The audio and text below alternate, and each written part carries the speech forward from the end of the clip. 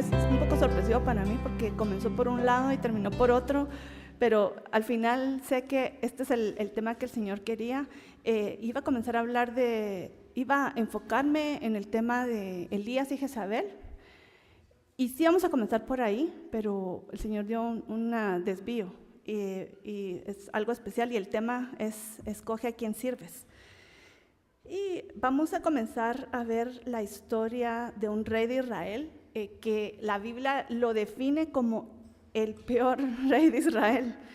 En 1 Reyes 16 comienza a hablar de su reino, y dice: reinó Acab, hijo de Omri, sobre Israel en Samaria 22 años. Cuando estamos viendo reinó sobre Israel, Israel podría ser toda la nación de Israel, pero cuando nos menciona Samaria, sabemos que se trata de solo el reino del norte. El reino de Israel, las 12 tribus se dividieron en dos: casa del norte, casa del sur, y la casa del norte eran 10 tribus, y ellos se llevaron el nombre, y ellos son la casa de Israel. Y entonces este rey que vamos a ver hoy era rey sobre las 10 tribus del norte, y la capital era Samaria.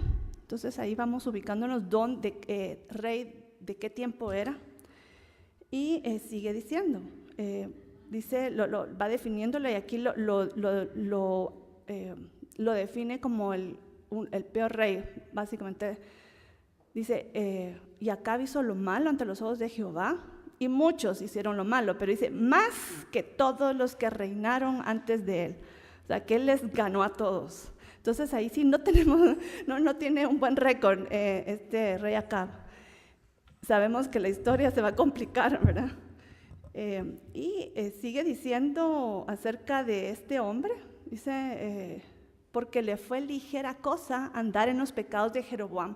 Jeroboam fue el primer rey de la división. Después de que se dividieron, él fue el primer rey. Comenzó bien con Dios, pero después se apartó de Dios y apartó todo el pueblo a la adoración de los becerros de oro, apartado de Dios para poderse quedar él en el control. Y este hombre, el rey Acab, siguió el mal ejemplo de Jeroboam. Y sigue diciendo que otra complicación que pasó en la vida de Acab es que tomó por mujer a Jezabel, hija de Etbaal, rey de los sidonios. Ya sabemos que el Señor había dicho: no se casen con mujeres extranjeras, pero a él no le importó. Él lo hizo seguramente por alianza estratégica, diplomática, para tener más poder, porque ellos están en el norte, y al norte de Israel estaba Sidón y Tiro. Entonces era lógico hacer esto en el mundo, pero en el reino de Dios no era permitido. ¿Y a quién encontró, verdad? A Jezabel. Y ya sabemos que representa a Jezabel. Yo quería irme por ahí, para este tema, pero el Señor dijo: cambio de planes, ¿verdad? Y el enfoque va a estar en otro lugar. Tal vez algún día vamos a hablar de esta mujer y su efecto en Israel. Pero primero comencemos viendo qué efecto tuvo en el rey Acab. Y esa es precisamente la razón. La Biblia dice: no se casen con mujeres extranjeras. ¿Por qué? Porque van a desviar su corazón y llevarlos a servir a dioses paganos. Y eso justamente fue lo que pasó con el rey Acab. ¿Y qué dice de Acab? Sigue diciendo: sirvió a Baal y lo adoró en el templo de Baal que él edificó en Samaria. O sea, que no solo iba a un altar de Baal a adorar a este dios pagano, sino que él construyó un altar y un templo dedicado a Baal, y él iba a adorar ahí. ¿Se dan cuenta? Estamos hablando de un rey de Israel, exactamente. Eso es lo más triste. Pero no se quedó en Baal, sino que dice: hizo también Acab una imagen de Acera. Acera era la versión, el dios de la fertilidad y la diosa de la fertilidad, ¿okay? Eso era lo que representaban, y más. Entonces hizo Baal, hizo Acera, y sigue diciendo: haciendo así, y lo vuelve a repetir la Biblia, haciendo así más que todos los reyes de Israel para provocar la ira de Jehová. Qué tremendo, ¿verdad? Y eso fue, él estaba desviado ya de por sí, pero cuando se casó con Jezabel fue aún más, y fue más evidente. Entonces, no puedo dejar de mencionar a Jezabel, solo la vamos a ver qué era lo que ella hacía en general, y otro día vamos a dedicarlo a ese tema, pero tenemos que hablar de ella y lo que hacía, por lo menos ciertos puntos importantes de eso. Jezabel destruía a los profetas de Jehová. Dice en 1 Reyes 18, dice: Jezabel destruía a los profetas de Jehová, los mandaba a matar. Y en ese tiempo estaba Elías, y Elías se fue a esconder para no morir, y muchos otros también. Pero había muchos profetas. Imagínense, 100 logró Abdías salvar, porque Abdías, él era el mayordomo del rey Acab, y él sí era creyente de Dios, servía a ese rey, ¿verdad? Y él, cuando vio que Jezabel estaba matando a los profetas, él hizo todo lo posible por salvar, y no salvó a todos, pero salvó por lo menos a 100. Y la Biblia cuenta que escondió a estos 100 en cuevas, y puso 50 en uno y 50 en otro, en otra cueva, y los mantuvo escondidos, pero también les llevaba comida. Y vamos a ver, esta es otra parte de lo que hacía Jezabel, porque no solo estaba eliminando a los profetas de Dios, sino que ella nombró a sus propios profetas y promoviendo la idolatría, pero eran profetas de Baal y de Acera. Oigan esto, dice que alimentaba a 450 profetas de Baal y 400 profetas de Acera, les daba de comer todos los días. Digo, pero si a veces uno hace una comida en la casa, como 20 personas, y uno ya está, uy, ¿cuántas personas tengo que atender? O 50, 30, o sea, uno se preocupa por todo eso. Imagínense, 450 más la gente del palacio. Era una cocina o varias cocinas destinadas para esto. Pero ¿por qué él los tenía que alimentar? Había una razón, que para este momento que vamos a leer en 1 Reyes 18, en Israel había sequía. ¿Y por qué había sequía? Porque el pueblo se había apartado de Dios. Dios dice: voy a cerrar los cielos cuando el pueblo se aparte de Dios. Entonces, no había llovido por 3 años. Elías también se escondió, pero no se escondió en las cuevas con estos 100, sino que él se fue más lejos. Estaba en una cueva del otro lado del río, y en esa cueva le llevaban alimento a los cuervos. Es una historia muy interesante. Y estaba el río, es una cueva a la par del río. El río tomaba agua, y los cuervos le llevaban comida, pero llegó un punto en que el río se secó. Y este es el momento en que vamos a leer, y ahí va a ser activado el profeta para hacer lo que vamos a comentar el día de hoy. Pero ¿por qué tenía que alimentar Jezabel? Volviendo a Jezabel y a los 450 de Baal y 400 de Acera, ¿por qué los tenía que alimentar? Porque había sequía. Entonces, si había sequía, esta gente no tenía que comer. Entonces, él le daba de comer a los profetas para que siguieran en su oficio. Entonces, imagínense el ejército pagano que tenía Jezabel. ¿Para qué? Para seguir esta idolatría de Baal y Acera funcionando a pesar de la sequía, a pesar de la crisis nacional, no le importaba. Tenía que seguir esta idolatría a todo vapor. ¿Okay? Y eso es lo que hacía Jezabel. Y el último comentario de Jezabel, vamos a ir a Apocalipsis. Porque describe, más que Jezabel, describe el espíritu de Jezabel, y eso es muy importante entenderlo. Y está en Apocalipsis 2:20, cuando le habla a la iglesia de Tiatira, y advierte en contra del espíritu de Jezabel, alguien con el espíritu de Jezabel que está en la iglesia, imagínense, dentro de la iglesia. Y dice: tengo esto contra ti, contra esta iglesia de Tiatira, dice que toleras a esa mujer Jezabel, que se dice ser profetisa y enseña y seduce a mis siervos a que cometan actos inmorales y coman cosas sacrificadas a los ídolos. ¿Qué hacía esta mujer con el espíritu de Jezabel en la iglesia? Lo que enseñaba era: hagan lo que quieran, porque dice que cometan actos inmorales y coman cosas sacrificadas, los llevaba al pecado, o sea, les enseñaba de tal forma. Algún día vamos a profundizar en esto, pero ahorita baste esto. Lo que hacía esta mujer o esta persona que tenía el espíritu de Jezabel era promover el pecado en la iglesia, no importa.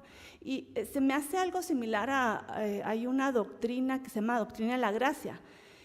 Y qué triste que usen ese nombre, porque la gracia es la gracia de Dios que nos lleva a recibir el perdón de Dios, aunque no lo merecemos. Pero eso no quiere decir que es licencia para pecar, ¿verdad? Y eso es básicamente lo que se promueve con esta doctrina. Tristemente es, hagan lo que quieran, porque de todos modos ya Jesús ya murió por ustedes y no importa. Eso es pisotear la sangre. El sacrificio no era para que nos quedamos en pecado, sino era para librarnos del pecado y perdonarnos. Entonces es un mal uso de la gracia. Entonces eso es básicamente algo similar a lo que promueve el espíritu de Jezabel. ¿Y por qué lo menciono? Como les digo, no quería profundizar acá, otro día lo vamos a hacer, pero es muy importante para lo que vamos a hablar el día de hoy, porque el mensaje a la iglesia que tiene a Jezabel en medio es este: no toleres a Jezabel.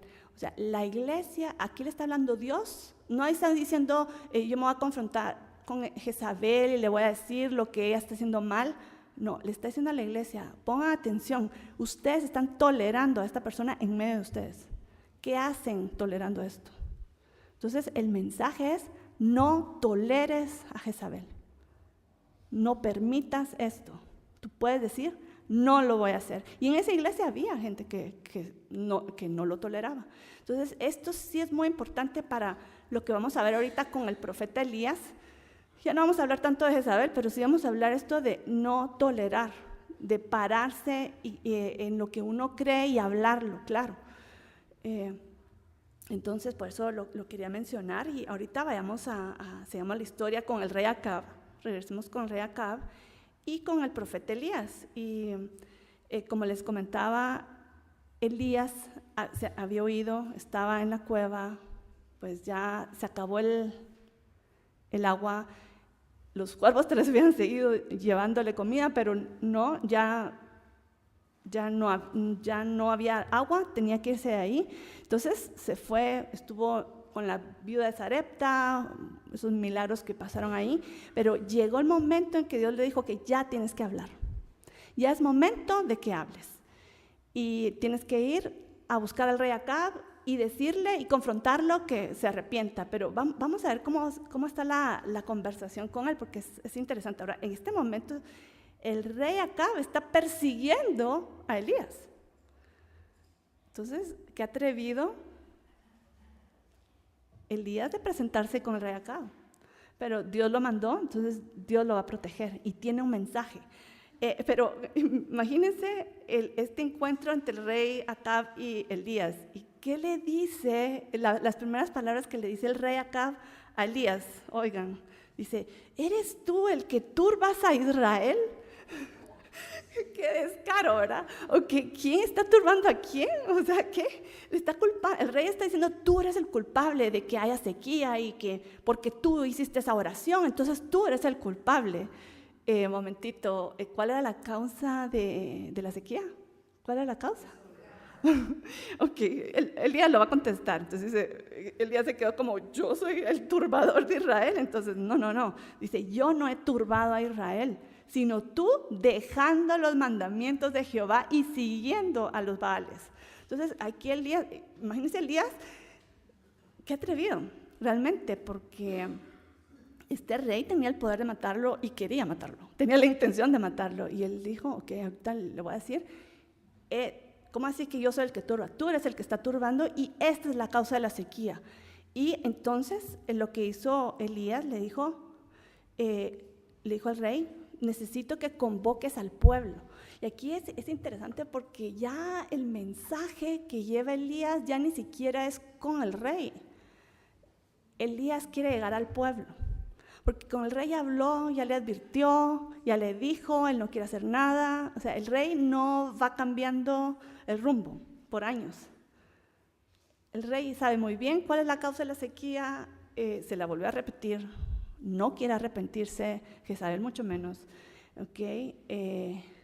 Entonces, ¿cuál es lo que procede? Y entonces lo que vamos a ver es que el Señor va a apelar al pueblo, a todo el pueblo en sí, y esta es lo que pidió Elías. En 1 Reyes 18:19 dice: congrégame a todo Israel en el monte Carmelo. Y los 400 profetas de Baal y los 400 profetas de Acera que comen en la mesa de Jezabel, lo volví a decir. Entonces Acab convocó a todos los hijos de Israel, le hizo caso, y reunió a los profetas en el monte Carmelo. ¿A quiénes convocaron entonces? ¿A quiénes convocaron? A los profetas, 400 de Baal, 450 de Baal, 400 de Acera, y también a todo el pueblo. Eso es importante, porque el pueblo iba a ser testigo de este choque de profetas. O sea, va a haber una confrontación entre profetas. ¿Cuántos eran? Eran 850 en contra de uno. Imagínense esa diferencia, ¿verdad? Y los profetas, los 850 de los ídolos paganos, fortalecidos, somos 850. ¿Quién nos puede hacer este único profeta de Dios? Nada, ¿verdad? Ahora nos esperaban lo que va a pasar en el Monte Carmelo. ¿Y dónde queda el Monte Carmelo? Monte Carmelo queda al norte de Israel, queda al norte de un valle que se llama Jezreel. Es un valle muy bonito, dedicado completamente a la agricultura, muy verde, y ese valle es el que va a servir, como es plano, ¿verdad? Es muy amplio, va a servir para la batalla de Armagedón. Por eso se conoce cuando uno va a Israel y uno quiere ver el valle de Megiddo, ahí está Jezreel, y uno puede subir al monte de Carmelo para ver todo el valle, y ahí uno se puede imaginar qué va a pasar en los últimos tiempos. O sea que va a haber otra confrontación en este lugar, solo que la batalla va a ser en el valle, y ahorita la confrontación va a ser en el monte. El monte no es como el monte Sinaí, es como un volcán, sino que es más como una cordillera, y esta cordillera va desde el valle de Jezreel hasta el mar. La ciudad de Haifa está en esta cordillera del Monte Carmelo. Entonces ustedes pueden ir al Monte Carmelo, que está a la par del mar, ven la costa, ahí está Haifa, y si se adentran un poquito más y sigue la cordillera y se puede ver el valle de Jezreel o el valle de Armagedón, Megiddo. Entonces está en el norte, y ahí llegó pues muchos del pueblo. Me imagino que fueron ahí porque fueron convocados por el profeta, y ahí estaban ya reunidos los 850 profetas paganos y un profeta de Dios, y también por ahí andaba el rey Acab. A Jezabel no se le menciona, a saber dónde estaba. Pero cuando ya tomó la palabra Elías, ¿qué fue la pregunta? Y aquí con esta pregunta va a girar toda la enseñanza del día de hoy, porque el Señor me llevó como que esa es la pregunta clave de esta lección y la línea de lo que el Señor quiere hablarnos. Y ¿qué fue la pregunta de Elías? Dijo, y este es lo primero que dijo en este momento, en esta confrontación. No le habló a los profetas, no le habló al rey, le habló al pueblo y le dijo: ¿hasta cuándo claudicaréis entre dos pensamientos? Aquí tenemos que, no es una palabra que usemos tanto, claudicaréis, le voy a explicar qué es, pero volvamos a leer. ¿Y cuáles los dos pensamientos a que se refiere? Dice: ¿hasta cuándo claudicaréis entre dos pensamientos? Otras versiones dicen: ¿hasta cuándo vacilaréis entre dos pensamientos? Es este o este. Y el pueblo estaba cabalmente entre estos dos pensamientos. ¿Y cuáles eran los dos pensamientos? Dice: si Jehová es Dios, seguidle. Si Baal, id en pos de él. Entonces aquí va a haber una confrontación delante del pueblo entre profetas que va a probar quién es el Dios verdadero. Para eso Dios convocó a los profetas y a Elías y a los 850 profetas. Y es una batalla desventajosa, digámoslo así, numéricamente en contra de Elías, pero el Dios que tenía Elías no es nada, los 850.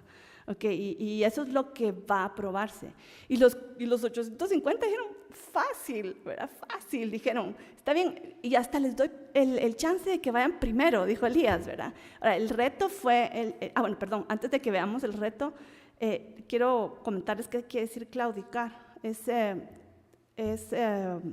rendirse, desistir de cumplir con obligaciones, o faltar a los propios principios. Eso era lo que estaba pasando en la mente y corazones de todo Israel. Pero miren, algo interesante que encontré fue cómo se dice en hebreo, claudicar. Es pasaj. Interesante, porque esa es de la misma raíz de donde viene Pesaj. ¿Y Pesaj qué significa? Pascua. Pesaj, Pascua. ¿Qué significa? Es saltar sobre, pasar sobre o brincarse. Y por eso se dice claudicar o vacilar. Es cuando la imagen de un pajarito que está brincando de una rama a otra. No me decido, esta rama, no, la otra, no, que esta, que la otra, que la otra. Eso es básicamente lo que estaba pasando en la mente de Israel. Estoy con Dios, ay no, hoy con Baal, mañana, a lo mejor Jehová, Baal, Jehová. Estar brincando y brincando y no se deciden por uno y por otro, y tienen que decidirse. Entonces, ese era el reto que lanzó Elías. Dijo, tienen que decidirse, ya no pueden ser, o siguen a Jehová o siguen a Baal, o aún a Baal, pero defínanse, ya no vacilen entre un pensamiento y el otro, tienen que decidirse, llegó el momento de la decisión. Entonces, eso era el reto al pueblo. Pero el reto a los profetas fue el siguiente. Elías les dijo, bueno, aquí, esto es lo que vamos a hacer. Ustedes construyen un altar dedicado a Baal y ustedes van a clamar que Baal les mande fuego del cielo. Y si ustedes no funcionan, pues vengo después yo y vamos a ver, voy a hacer lo mismo y a ver quién responde, qué Dios responde. Porque aquí está todo el pueblo y el pueblo va a ver realmente quién es el Dios verdadero. Eso fue el reto, ¿ok? Y lo que dijo Elías, dice, invocad el nombre de vuestros dioses y yo invocaré el nombre de Jehová. Y el Dios que respondiere por medio del fuego, ese sea Dios. Y Israel, o sea, eso es la propuesta. Israel dijo, excelente, bien dicho, comience la batalla, ¿verdad? Comience la batalla. Y interesante, los profetas de Baal, bueno, se pasaron toda la mañana, en rituales, llamando, orando, llorando, hasta lastimándose para que Baal escuchara, y no pasó nada. Pero cuando llegó la ofrenda de la tarde, el sacrificio de la tarde, a las 3 de la tarde, le tocó a Elías. Digo que hasta se burló un poquito, de los, pues como que va a estar ocupado, tal vez esté de viaje, y así comenzó a hablar irónicamente. Y entonces digo, ok, me toca a mí, voy a clamar a Jehová a la hora del sacrificio de la tarde. Y interesante porque Elías dijo, no basta que esté el altar, ya fue hecho el sacrificio, no basta que esté el altar, le echó agua y agua y agua. O sea, si uno quería que se quemara, era imposible, está empapado, la zanja está cubierta de agua, hicieron una zanja y alrededor agua. Y todos decían, madera mojada, ¿han probado quemar una madera mojada? Creo que no se puede, o sea, no, era imposible. Entonces, ¿qué hizo Elías? Elías clamó al cielo y dijo, sea hoy manifiesto que tú eres Dios en Israel. Y vino el fuego del cielo y cayó en el altar. Y no solo eso, sino que consumió todo, hasta las piedras. Eso sí, hasta ahorita me di cuenta de eso. Las piedras se consumieron. ¿Qué es esto tan impresionante? Y todo el pueblo respondió. Viéndolo todo el pueblo, se postraron y dijeron: Jehová es el Dios, Jehová es el Dios. Reconocieron. Y Dios lo hizo evidente ante todos. Hizo este milagro para que fuera clarísimo delante de todos que Jehová es Dios. Entonces uno aquí dice, bueno, entonces ya Baal se acabó, ¿o no? Uno pensaría, Baal se acabó de Israel después de toda esta señal, ¿verdad? Porque todo el pueblo reconoció quién era Dios. Pero hay una diferencia entre reconocer y entre servirle, o sea, hacer un pacto con Él, reconocerlo ya no solo de que existe, y que es real, sino que yo me voy a aliar a Él. Y ese es parte del problema que vemos en Israel. Después de un milagro tal, uno pensaría, o sea, a veces uno piensa que bueno, la gente no cree porque no ha visto milagros, ¿verdad? Pero la gente puede ver muchos milagros se impacta inicialmente, pero no cambian. Si no cambian, si no hay un cambio de vida, después de esto no vale de nada.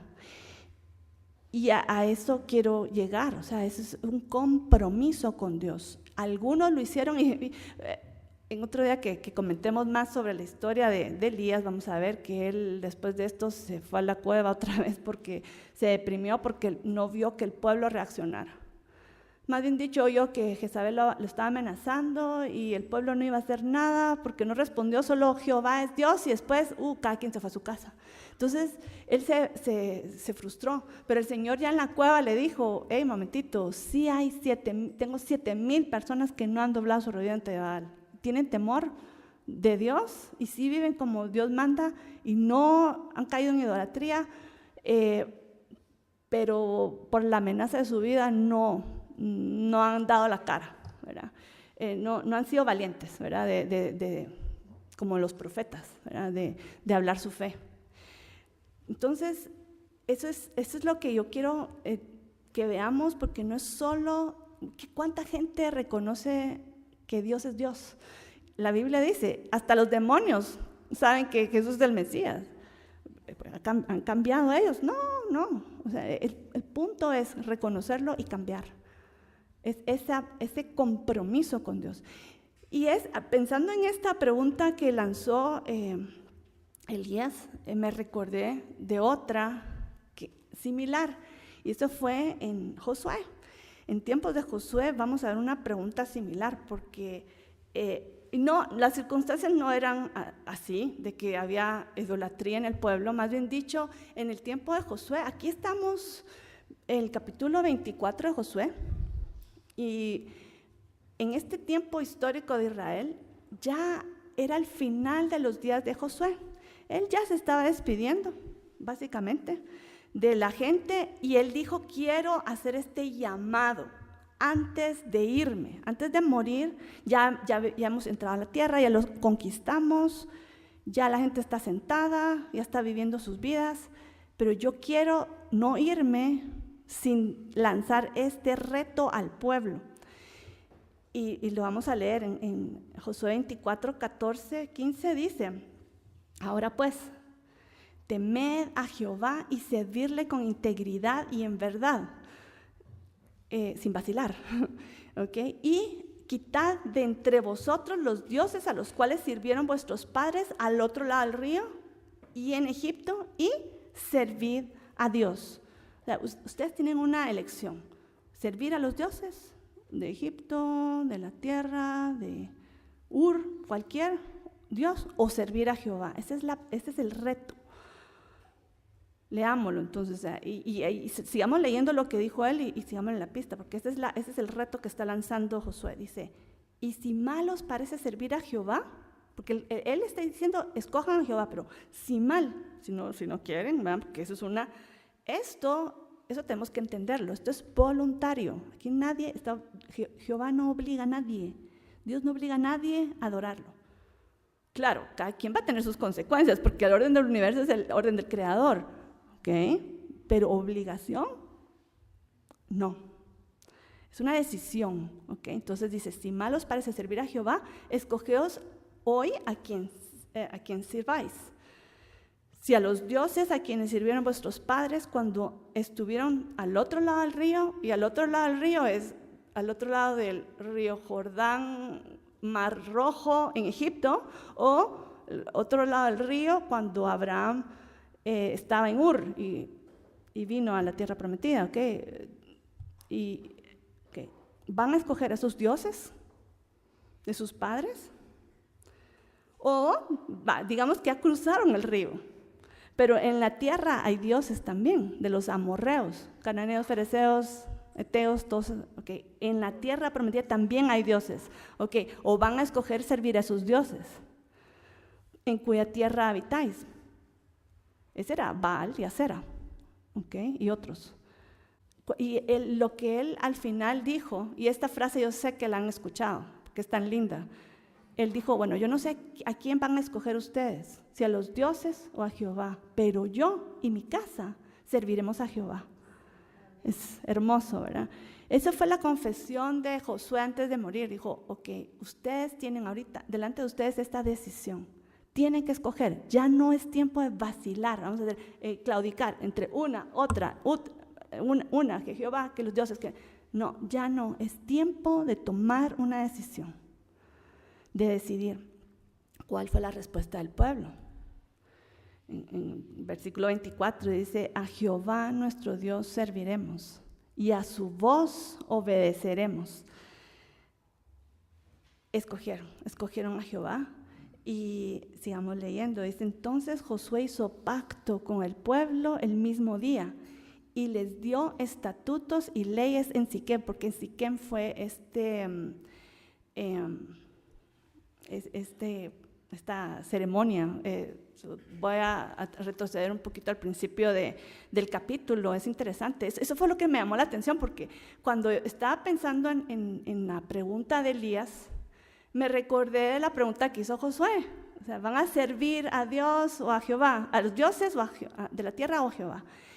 Y entonces fui a Josué, pero cuando vi el capítulo dije, wow, qué interesantísimo, está perfecto, porque al principio del capítulo 24 está toda la descripción de la despedida de Josué antes de morir, y está diciendo, vamos a juntarnos en Siquem, los convocó a todos y dijo, vamos a hacer un pacto con Dios, vamos a renovar el pacto que hicimos. ¿Cómo así renovar el pacto que hicimos? Hubo un pacto, el pueblo de Dios hizo. ¿Con quién? Con Dios. ¿En dónde? En el monte Sinaí. ¿Y qué generación fue? Fue la anterior a la que le está hablando. Es la generación del desierto, la generación que salió de Egipto, con estos manos poderosas, los milagros. Ellos salieron de Egipto, cruzaron el Mar Rojo, llegaron al desierto y ahí en el monte Sinaí hicieron el pacto. Dijeron, todo lo que el Señor nos diga, eso reconocemos que Jehová es nuestro Dios y todo lo que Él nos diga lo haremos. Entonces, cuando no solo se trata de reconocer a Dios, sino que hacer un pacto con Él, porque eso se requiere, es un compromiso. Y cuando hablemos de Shavuot, de la fiesta de Pentecostés, vamos a hablarlo con más detalle, pero tradicionalmente se presenta como un compromiso matrimonial. Ya eres de alguien en particular, ya no puedes estar ahí saliendo con quien quieras, sino que eres mía y para siempre, ¿verdad? Es un pacto y no puedes estar haciendo cualquier cosa, o sea, hay unas reglas de comportamiento, ¿verdad? Okay. Entonces, eso es básico, por eso se compara lo que pasó con el monte Sinaí con un compromiso matrimonial entre Dios y el pueblo. Es un compromiso, es un pacto de yo soy tuya, tú eres mía, tú eres mi Dios, yo soy tu pueblo, exclusividad y reglas de comportamiento. Ya no vas a tener otros dioses, ya no vas a tener otros amantes, o sea que ese es eres exclusivo para mí. Okay, ese es el pacto que estaba haciendo Dios con Israel en el monte Sinaí, y aquí Josué está invitando a hacer una renovación de ese pacto, pero con la siguiente generación. Y lo que me puse a pensar es que cada generación tenemos que hacer ese compromiso, o sea, tenemos que, va a llegar un punto que vamos a decir, bueno, ¿voy a hacer este pacto con Dios o no? O sea, mis papás me presentaron a Dios, me hablaron de Él. Ahora me toca a mí decidir, ¿yo voy a escoger a Jehová o no? ¿Voy a escoger servir a Jehová o voy a escoger servir a otros ídolos? Y a otros ídolos, ay no, Ana, yo no adoro a Baal, ni a Cera, ni a Mahoma, ni a Buda, ni a todos esos que se asemejen. O sea, no, yo no hago eso. Pero, ¿qué si tenemos ídolos en el corazón? Cosas que nosotros ponemos antes de Dios. Si hay algo que tiene prioridad antes que Dios, aunque sean tus hijos, eso es un ídolo. Puede ser un ídolo. No quiere decir que los hijos sean malos, por supuesto que no, pero pueden tener un mal lugar, posicionamiento en el corazón. El dinero es común y eso es lo que Jesús habló, aún en aquellos tiempos, hace 2000 años, en Mateo 6:24. Miren lo que dijo Jesús. Dijo, nadie puede servir a dos señores. Esa es la pregunta. Por eso es que es tan importante que nos hagamos la pregunta. No podemos estar aquí, Jehová, Baal, otros dioses. Es que hoy es importante esto, mañana es importante. No. Ok, Dios primero y todo lo demás debajo. O te estás engañando o estás sirviendo a otro Dios, a otro ídolo. Uno tiene que ser honesto con uno mismo y uno ver dónde está Dios en mi corazón, en mi vida. ¿Lo tengo en primer lugar o no lo tengo en primer lugar? Y esa es la pregunta que nos lleva a tomar una decisión. Cada generación tiene que tomar esta decisión. Y Jesús, ¿qué dijo de las riquezas? Porque de eso está hablando, pero está hablando, este principio aplica a cualquier ídolo. Dice, no puedes servir a dos señores porque aborrecerá a uno y amará al otro, o se apegará a uno y despreciará al otro. No podéis servir a Dios y a las riquezas. Uno tiene que decidir. ¿Y por qué uno tiene que decidir? Porque lo que uno decida, que va a ser lo importante, en base a eso es que uno va a tomar las decisiones. El dinero. O sea, voy a escoger estoy buscando un trabajo. ¿Cuál trabajo voy a escoger? Tengo aquí estas 3 opciones. Pero este me da más dinero, pero este me lleva por el propósito de Dios. Más dinero, el propósito de Dios. Ahí va a salir cuál es nuestro ídolo o a quién está nuestra afiliación. Si nuestra decisión es Dios, yo voy a tomar la decisión de la opción que Dios prefiera porque es mi propósito en lugar del que me da más dinero. Ven, o sea, es práctico, estos temas son prácticos. Entonces, por eso, si nosotros no tenemos a Dios como principal en nuestro corazón, en nuestra vida, todo lo demás va a tomar caminos diferentes. Si es las riquezas o si es cualquier otra cosa. Gente que tiene que dejar a sus familias, gente que Dios le pide dejar cosas, ¿verdad? Y si no están con Dios, no lo van a hacer. Porque, ay no, pero ¿cómo va a ser? Ok, entonces, ¿quién es tu Dios? O sea, ¿quién está en primer lugar en tu vida? Esas son las pruebas, en el día a día, en las decisiones diarias, es donde se va a probar dónde está nuestro corazón y si nosotros no solo creemos en Dios, sino servimos a Dios, o servimos a alguien más, o algo más. Okay. Esas son las preguntas que hizo, es la pregunta que hizo Elías, es la pregunta que hizo Josué, es la pregunta que nos vamos a hacer hoy también. Solo antes de eso, quería que leyéramos un par de versículos más. Este dilema, esta pregunta en ¿vas a servir a Jehová o a los dioses? Es vacilar entre dos pensamientos, claudicar entre dos pensamientos. Eso me trajo a la memoria este concepto que habla la vida de doble ánimo. Esto es, doble ánimo, ánimo viene de alma, o sea, un alma partida, o sea, un momentito estoy aquí, otro momentito estoy allá. Este es el doble ánimo, ¿okay? Entonces, eso es lo que Elías y Josué nos están diciendo, no seas de doble ánimo, decídete, uno o el otro. Y aquí vamos a leer en Santiago 4, lo menciona, dice, acercaos a Dios y Él se acercará a vosotros. Interesante. ¿Quién se va a acercar a quién? Dios ya está disponible, ¿verdad? Pero uno se tiene que acercar a Él. Que acercaos a Dios y Él se acercará a vosotros. Limpiad vuestras manos, pecadores, y vosotros de doble ánimo purificad vuestros corazones. Es poner en orden el corazón. Eso es lo que nos llama este versículo. Queremos acercarnos a Dios. ¿Vamos a elegir a Dios? Ok. Pon en orden tu corazón. Nada de doble ánimo, de que hoy, mañana sí, pasado no, y no. Decisión firme. Y voy a leer también otro versículo en Isaías 29, es tremendo, habla también del corazón, y por eso lo quiero mencionar. Dice el Señor, Isaías 29, 13. Así dice el Señor: porque este pueblo se acerca a mí con su boca y con sus labios me honra, pero su corazón está lejos de mí. Y su temor de mí no es más que un mandamiento de hombres que le ha sido enseñado. ¿Cómo se llama este mandamiento de hombres que le ha sido enseñado? O sea, yo no estoy oyendo el mandamiento de Dios que Dios dio en la palabra de Dios. Yo no estoy leyendo eso. Eso es otra cosa, ¿verdad? Es religión.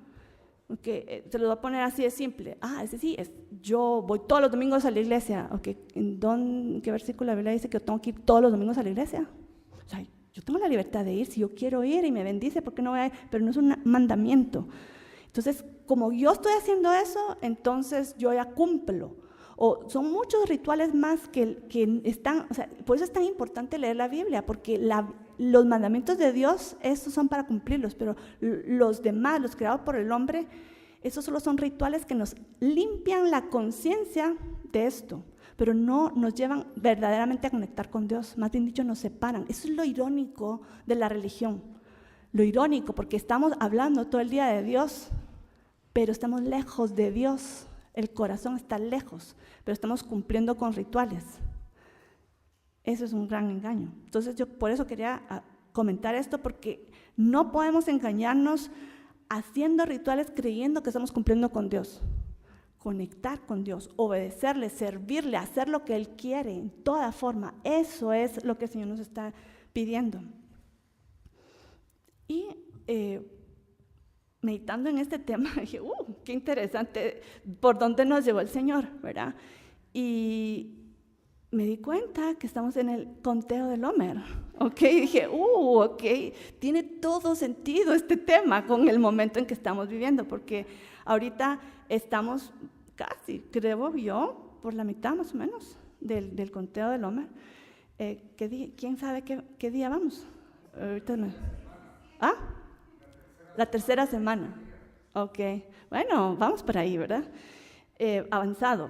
Ok, entonces cabalmente estamos en este conteo del Homer. ¿Qué es el conteo del Homer? Y saben, solo el hecho de que tengan que explicar da tristeza, porque eso quiere decir que nos hemos desconectado de la palabra, de sus fiestas, si tengo que explicar tanto esto, ¿verdad? Pero lo tengo que explicar, porque no estamos muy familiarizados. El conteo del Homer va a conectar las primeras 3 fiestas, que es Pascua, panes sin levaduras y primicias.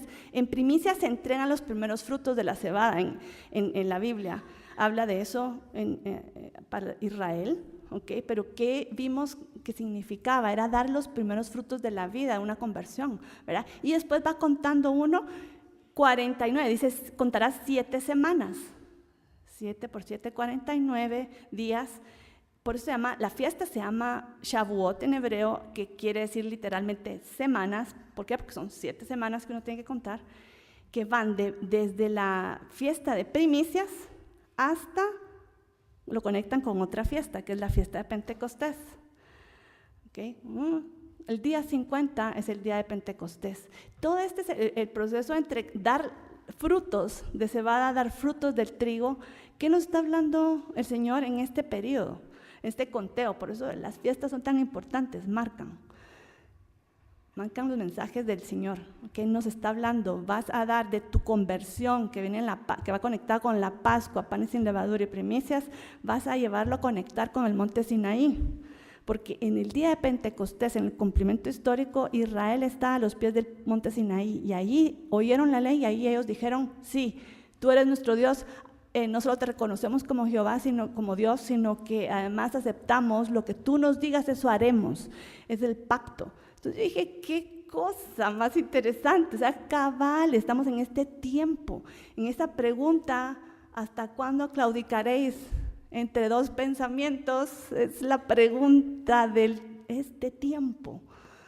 Y ahora quiero concluir les voy a hacer una invitación. Quiero que nos hagamos esa pregunta el día de hoy. No tienen que pararse, no tienen que venir al altar, ni nada de esas cosas, sino simplemente donde están, tomar esa decisión. Y si no lo quieren decidir ahora, comiencen a pensarlo, pero esta decisión que pidió, retó Elías a hacer al pueblo, que Josué también retó al pueblo a hacer esta decisión entre servir a Jehová o servir a otra cosa que querramos, es la decisión que cada generación debe tomar. Cada generación. Estaban pensando en el ejemplo de Esdras, cuando llegaron del exilio, salieron de Babilonia, llegaron a reconstruir Jerusalén. Él también hizo la misma invitación. Y es esta decisión de a quién vamos a escoger, a quién vamos a servir. ¿Hasta cuándo claudicaréis vosotros entre dos pensamientos? Si Jehová es Dios, seguidle. Y si a tus propios ídolos, id en pos de ellos, pero no nos engañemos a nosotros mismos. ¿A quién vamos a escoger? Y eso va a marcar la decisión de cómo va a ser nuestra vida.